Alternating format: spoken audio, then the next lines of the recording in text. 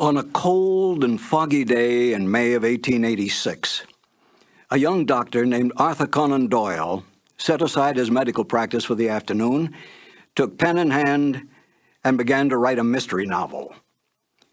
The doctor-turned-writer did not realize then what a lasting effect his works would have on literature. Hello, and welcome to two more new adventures of Sherlock Holmes. My name is Harry Bartell, and I'm proud to say that I was the announcer on the Sherlock Holmes radio series starring Basil Rathbone and Nigel Bruce.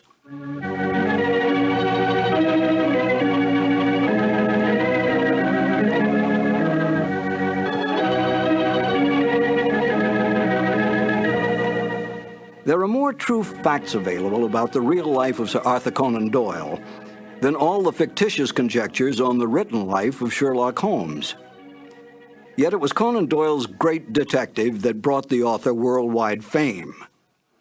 This saddened Conan Doyle, for he was really a romantic writer who wanted desperately to be recognized through his well-written historical romance novels. But it was not to be.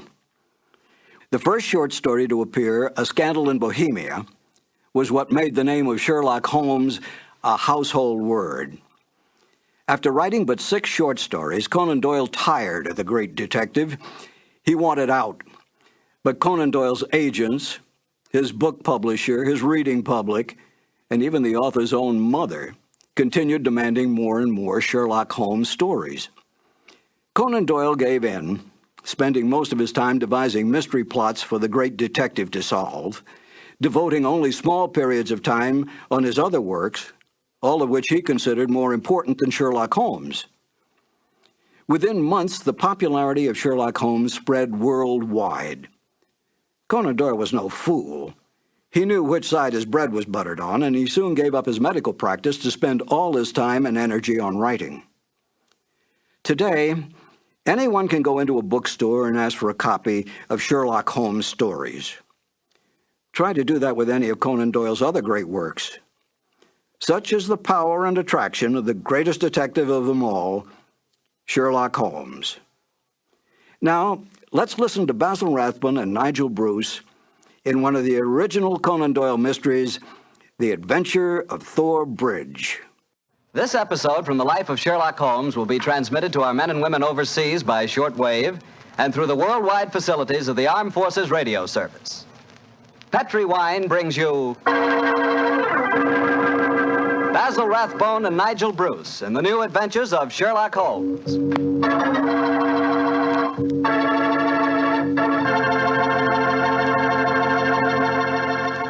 The Petri family, the family that took time to bring you good wine, invites you to listen to Dr. Watson tell us another exciting adventure he shared with his old friend, that master detective, Sherlock Holmes. And while you're settling back comfortably in your chair, mind if I tell you about something I'd like you to share with me? It's a glass of Petri California Sherry. Of course, most people think of Petri California Sherry as the one wine that's really swell any time, but personally, I like a glass of that Petri Sherry just before dinner. You know, that's the time you're a little on edge, you've just finished your day's work, and you're waiting for your dinner, and, well, that's when you want to lean back and take it easy. And boy, that's the time a glass of Petri Sherry tastes like something just too good to be true. Try it. Petri Sherry is the perfect before-dinner wine. And incidentally, if you like your sherry dry, you know, not sweet, then you'll find that Petri Pale Dry Sherry is just made for you. The important thing is the Petri label, because when it says Petri, it always means good wine.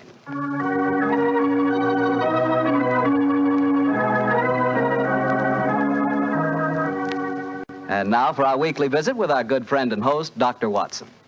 Good evening, Doctor. Good evening, Mr. Bartell. You're a bit late.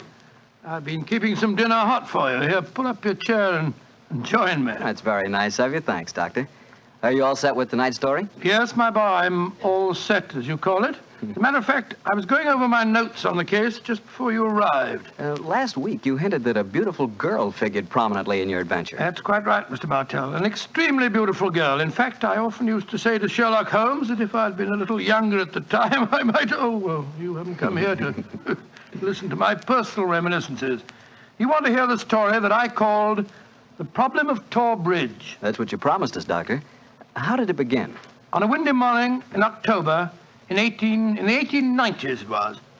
As I was dressing, I observed how the last remaining leaves were being whirled away from the solitary plane tree which graced the yard behind our Baker Street house. I descended to breakfast, prepared to find my companion in depressed spirits, for, like all great artists, he was easily impressed by his surroundings. But, to my surprise, he was in an unusually gay mood.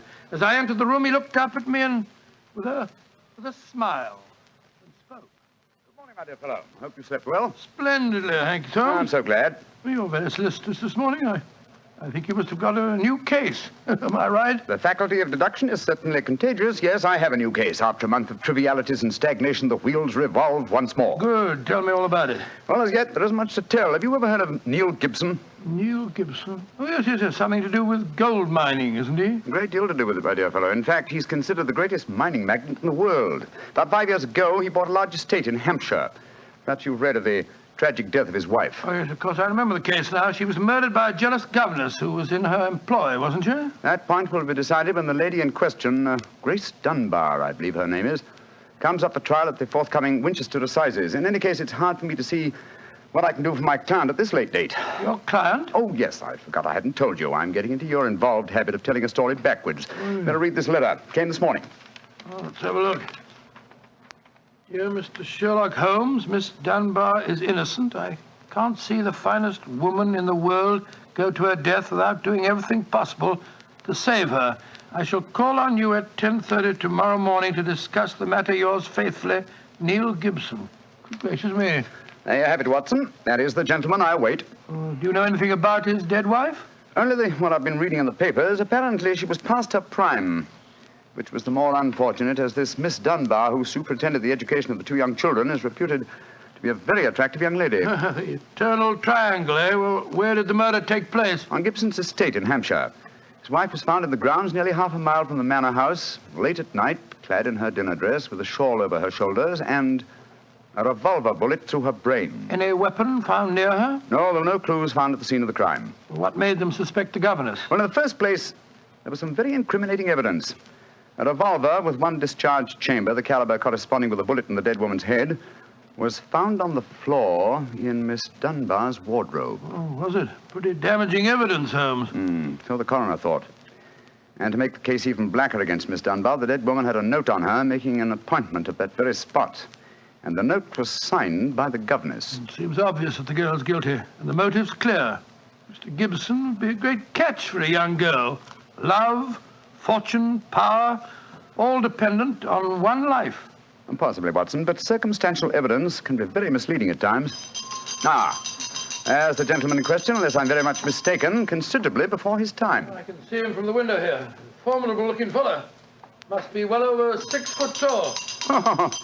Judging by the way he's wrenching at that doorbell, he's a man with a violent temper. Mrs. Hudson's opening the door to him now. Meet him on the stairs, will you, old chap? It'll save Mrs. Hudson a journey.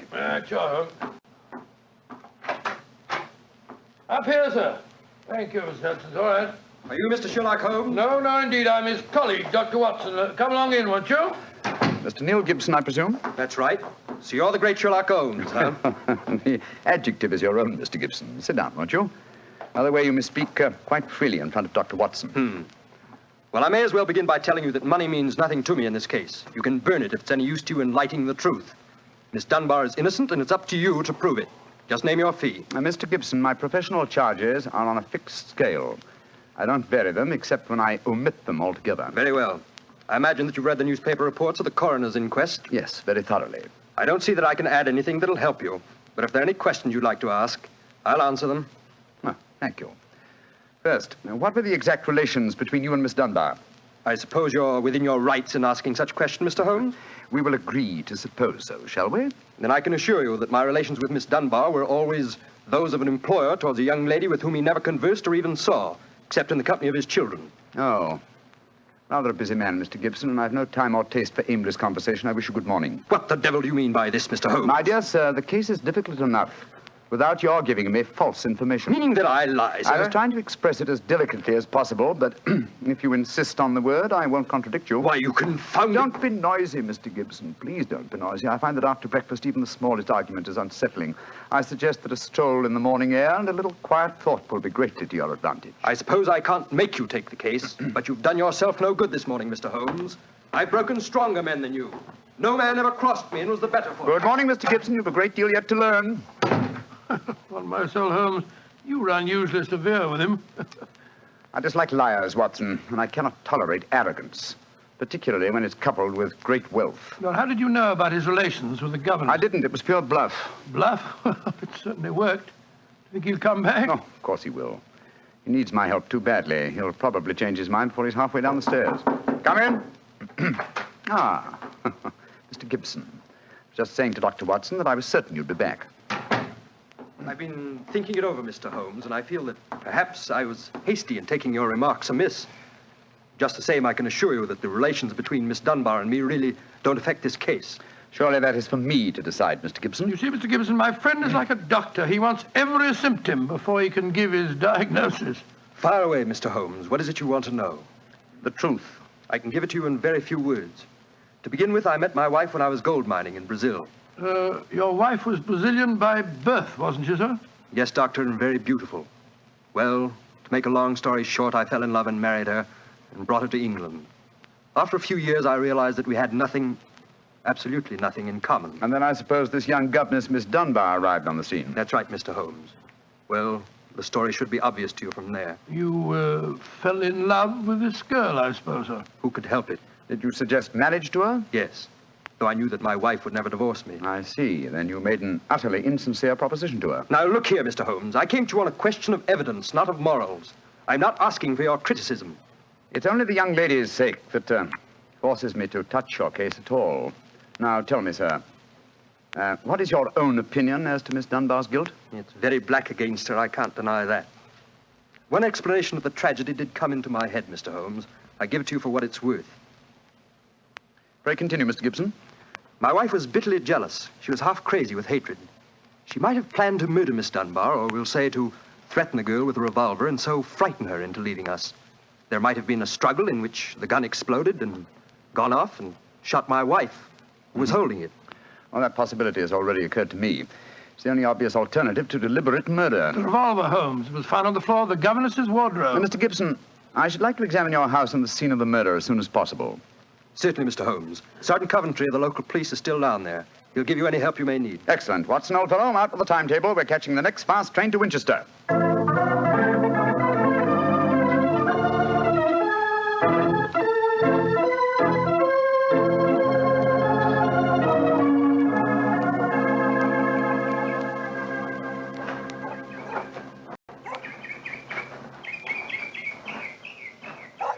So if I have to have someone else on the case, I'd rather have you, Mr. Holmes.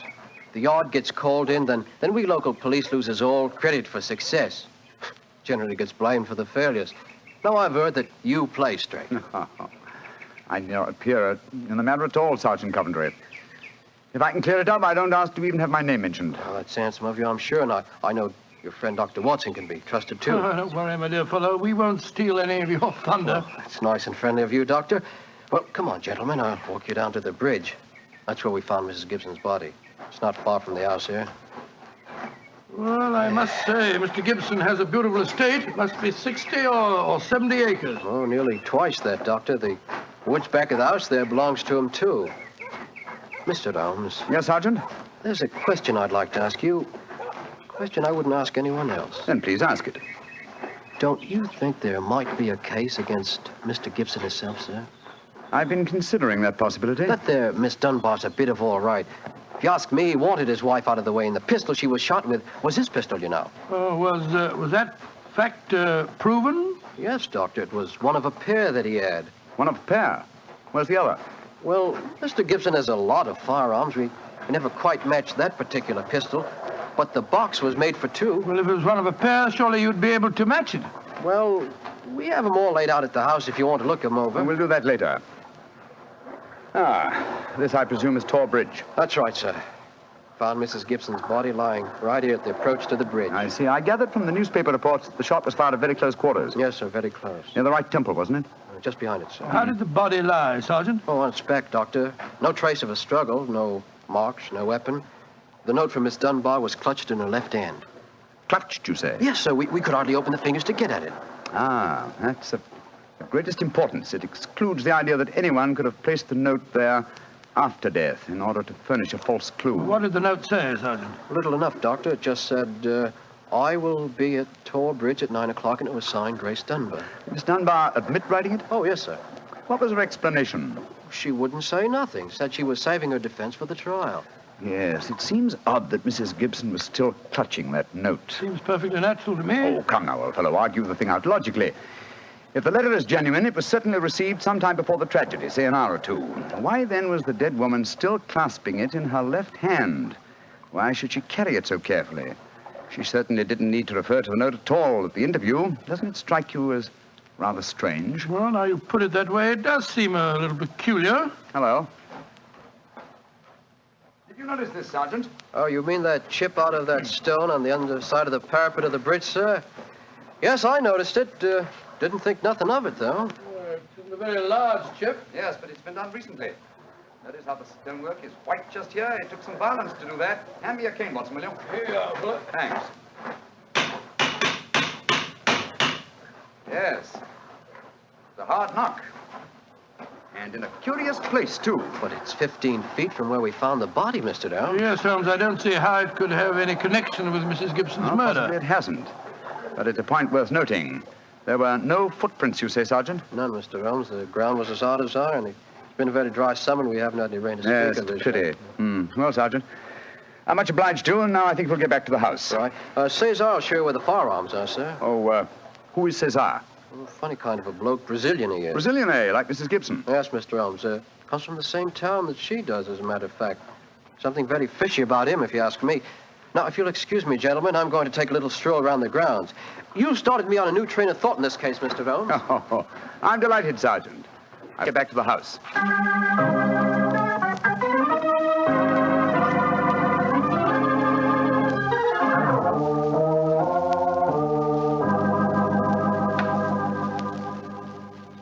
I see. And these are all the firearms in Mr. Gibson's possession, eh, Cesar? Except for the revolver that is missing from the case. Yes, so I say I've seen him. I've never seen such a collection of guns and revolvers in my life. Mr. Gibson had many enemies, senor. He always sleep with a loaded pistol beside his bed. He's a man of great violence. There have been times when all of us were afraid of him. Did you ever witness physical violence towards Mrs. Gibson? No, senor, I cannot say that I have. But I have heard him say many terrible things to her. He would taunt her in front of we servants. I have heard him do it many times. Thank you, Cesar. That will be all. Muito bem, senor. You know, Holmes, I still think the case against Miss Dunbar looks very black. I should agree with you if it were not for one fact. The finding of the revolver in her wardrobe. On the soul, Holmes, that seems to me the strongest evidence of all. I think not, old chap. Huh? We must look for consistency. Where there is a want of it, we must suspect deception. I don't quite follow you. Suppose for a moment that we visualize you in the character of a woman who in cold, premeditated fashion is about to murder a rival. You've planned it. A note has been written. The victim has come. You have a weapon. The crime is well done. It has been workmanlike and complete. Do you mean to tell me that after carrying out so crafty a crime, you'd be so stupid as to forget to fling the incriminating revolver to the bottom of the stream? Or perhaps in the dense reeds that border it? Would you carefully carry it home and put it in the first place that would be searched? Your wardrobe? Well, perhaps in the excitement of the moment, one... No, my dear chap, I won't admit that's even possible. When a crime is coolly premeditated, then the means of covering it are coolly premeditated also. Well, then if Miss Dunbar didn't shoot Mrs. Gibson, who the devil did? I hope I can give you the answer to that question, Watson, when we've made one further visit. Oh, Lord. Where are we going now? To prison, old chap. Prison? Yes, we're going to Winchester Prison to call on Miss Dunbar. I'm certain that the key to this strange mystery lies in her hands.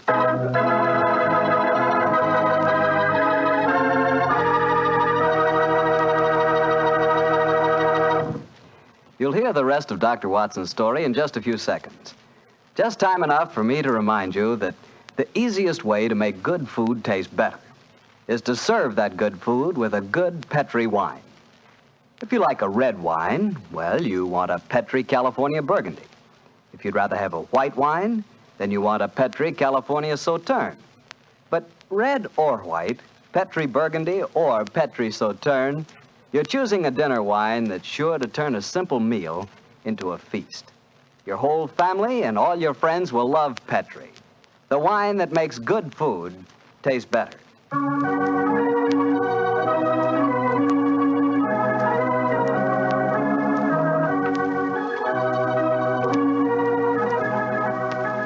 And now back to Dr. Watson and tonight's Sherlock Holmes adventure, The Problem of Thor Bridge. Well, Doctor, did you go to Winchester Prison and see Miss Dunbar? We did, Mr. Bartell. An hour later, found the two of us sitting in a dank and gloomy cell, talking to one of the most beautiful girls that I've ever seen. Her bright, flashing eyes and her air of quiet confidence seemed sadly out of place in such a setting. Holmes spoke to her quietly, soothingly. Dunbar, tell us of your true relations with the dead woman. She hated me, Mr. Holmes. She hated me with all the passion of her distorted mind. Please tell us exactly what happened on the evening of Mrs. Gibson's death. Well, I received a note from her in the morning. A note imploring me to meet her at the bridge after dinner that night. She said she had something important to say to me. Did you keep that note, Miss Dunbar? No, Doctor. She asked me to destroy the note, so I burned it in the schoolroom grate. I saw no reason for such secrecy, but, well, I did as she asked. And yet she kept your reply very carefully. It's interesting. Tell me what happened when you met her that night. When I reached the bridge, she was waiting for me. I won't tell you what she said, but she poured out her whole wild fury in burning, horrible words. I didn't answer. I couldn't. It was dreadful even to look at her. She was like an insane woman, standing there screaming disgusting insults at me. I put my hands to my ears and rushed away. Where was she standing when you left her? Within a few yards of the spot where her body was found later. And yet, presuming she met her death shortly after you left her, you heard no shot. No, I heard nothing. But I was so upset, Mr. Holmes, that I rushed straight back to my room. Did you leave it again that night? Yes. When the alarm came that Mrs. Gibson was dead, I ran out with the others. Did you see Mr. Gibson? Yes, Doctor. He had just returned from the bridge when I saw him. He had sent for the doctor and the police. This pistol that you found in your room, had you ever seen it before? Never, Mr. Holmes, I swear it. When was it found, Miss Dunbar? Next morning, when the police made their search. It was on the floor of my wardrobe where I keep my shoes. You had no idea how long it had been there? Well, it hadn't been there the morning before, How do you know? because I had tidied up the wardrobe that day. I see. Then someone must have come into your room and placed the pistol there in order to incriminate you. I'm certain of it. When could they have done that? Well, it could have been at meal times, or when I was in the schoolroom with the children. Yes. Miss Dunbar, on examining the scene of Mrs. Gibson's death, I noticed that a piece of stonework on the underside of the parapet of the bridge had been broken away. Can you suggest any possible explanation for that? Oh, surely it must have been a mere coincidence, Mr. Holmes. Possibly. But why should it appear at the very time of the tragedy and at the very place? Could it possibly be that... Why, yes, of course. Idiot. Why didn't I think of it before? Come along, Watson. Where are we going, Holmes? Back to Thor Bridge, old fella. As fast as we can get there. What have you found out, Mr. Holmes? The answer to this mystery, I hope, my dear young lady. You will get news before the day is out. And meanwhile, take my assurance that the clouds are lifting and that the light of truth is breaking through.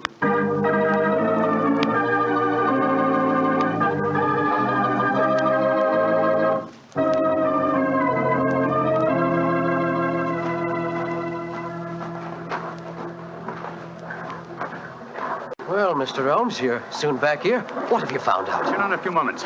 You got my message? Oh, yes, sir. Here you are. Ball of twine. What you wanted for, I can't imagine. You'll soon see, Sergeant. Watson, I have some recollection that you usually go armed on these excursions of ours. Yes, I'm carrying my revolver. Why? Give it to me, old chap, will you? Thanks. Give it to you? I believe your revolver may have a very intimate connection with the mystery we're investigating. You're joking. Now, Watson, I'm very serious. We have a test to make. If the test is successful, Miss Dunbar will be free before nightfall, and the test will depend on the conduct of this revolver of yours. Yes, I'll take the precaution of unloading it. There we are. Now, Sergeant, ball of twine, please. Wish I knew what you was up to, sir. I tie one end of the twine like this to the handle of the revolver. So. Sergeant, see if you can find me a heavy stone, will you? Oh, right, you are, sir. Holmes, what are you doing? Trying to reconstruct the killing of Mrs. Gibson. But you've seen me miss the mark before, Watson. I have an instinct for such things, and yet it has sometimes played me false. It seemed a certainty when it first flashed across my mind in Miss Dunbar's cell. But one drawback of an active mind is that one can always conceive alternative explanations which would make our scent a false one. And yet, oh well, we can but try. Here's a nice stone, Mr. Holmes. Thank you, Sergeant. Yes, now, sir. I tie the other end of the twine to the stone. Wait a minute. Like that. Splendid. Sergeant, will you please take this stone and stretch the twine across the parapet of the bridge there, so that the stone will swing just clear of the water on the other side of the bridge. Right, you are, sir. I'll stand on the spot where Mrs. Gibson's body was found. That's it, Sergeant. Over the parapet. How's that, Mr. Holmes? The stone swinging about 8 feet above the water. Splendid. Now, Watson, watch closely. I raise the revolver to my head. Careful, Holmes, careful. Don't worry, old chap, it's not loaded. Now, let us imagine I am the late Mrs. Gibson. I raise the revolver to my head and fire it. Instantly, my fingers release their grip and... There's your answer, Watson. Great Scott, the revolver flashed back out of your hand, struck the parapet of the bridge, and then the weight of the stone flipped it over into the water. Was there ever a more exact demonstration? Come on, old fellow. You're a blooming magician, Mr. Holmes. That's what you are, a blooming magician. Look at that. Observe the second chip on the stonework of the parapet here. Same size as the first. Then the murder of Mrs. Gibson... Wasn't murder at all. It was suicide. What? We can follow the various steps quite clearly. A note was extracted very cleverly from Miss Dunbar, a note which made it appear that she had chosen the scene of the crime. Mrs. Gibson, in her anxiety that the note should be discovered, somewhat overdid it by holding it in her hand to the last. That alone should have excited my suspicions earlier than it did. So she stole one of her husband's revolvers and... Planted the other one in Miss Dunbar's wardrobe. Exactly. After discharging one of the cartridges, which you could easily do in the woods without attracting suspicion, she then went down to the bridge, where she contrived this exceedingly ingenious method of getting rid of her weapon. When Miss Dunbar appeared, she used her last breath in pouring out her hatred, and then, when the girl had left, carried out her terrible purpose. Then the missing revolver... You'll find it with the aid of a grappling hook at the bottom of the stream, and also the stone and the string, with which this vindictive woman attempted to disguise her own crime and fasten a charge of murder on an innocent victim. Yes, Sergeant, and don't forget while you're at it that my revolver's down there, too. Oh, don't worry, Doctor. I'll get some grappling hooks right away. I must say, Holmes, you've solved this case brilliantly. Quite brilliantly. I disagree, old chap. And I fear that you will not improve my reputation by adding the case of the Thor Bridge mystery to your annals. Oh, nonsense, but that's ridiculous. Oh, no, it isn't, old boy. I've been sluggish in my mind and wanting in that mixture of imagination and reality which is the very basis of my art. I confess that the chip in the stonework was a sufficient clue to suggest the true solution, and I blame myself for not having attained it sooner. Well, Holmes, personally, I agree with the sergeant's opinion of you. Oh? What was that, old fellow? You're a blooming magician, Mr. Holmes. That's what you are, a blooming magician.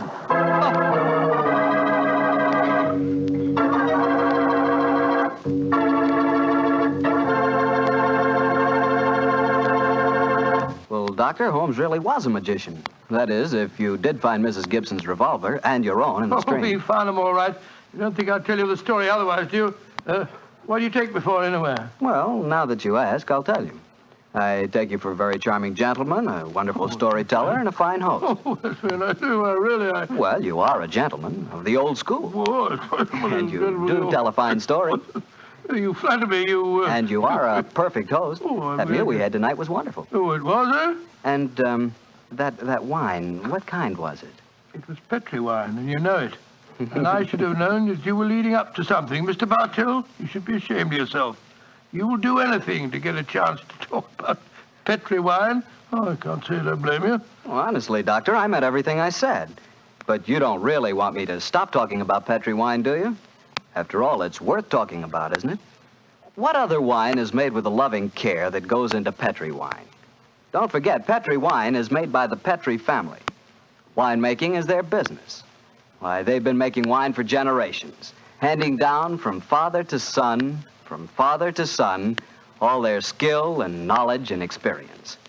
You can be sure the Petri family really knows plenty about the fine art of turning luscious grapes into delicious wine.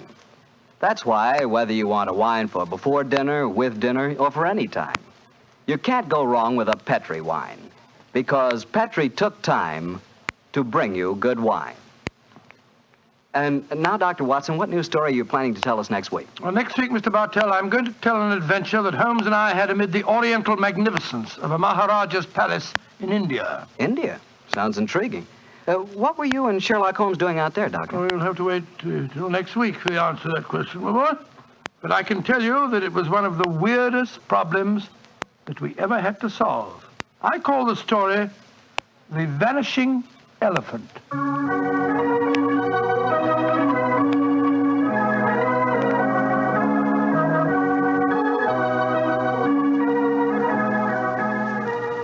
Tonight's Sherlock Holmes adventure is written by Dennis Green and Anthony Boucher and is adapted from the Sir Arthur Conan Doyle story, The Problem of Thor Bridge. Mr. Rathbone appears through the courtesy of Metro-Goldwyn-Mayer, and Mr. Bruce through the courtesy of Universal Pictures, where they are now starring in the Sherlock Holmes series. The Petri Wine Company of San Francisco, California, invites you to tune in again next week, same time, same station.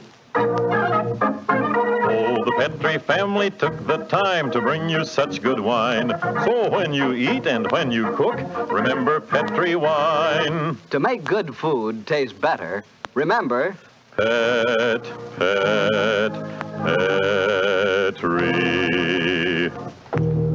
wine. This is Harry Bartell saying goodnight for the Petri family. Sherlock Holmes comes to you from our Hollywood studios. This is the Mutual Broadcasting System.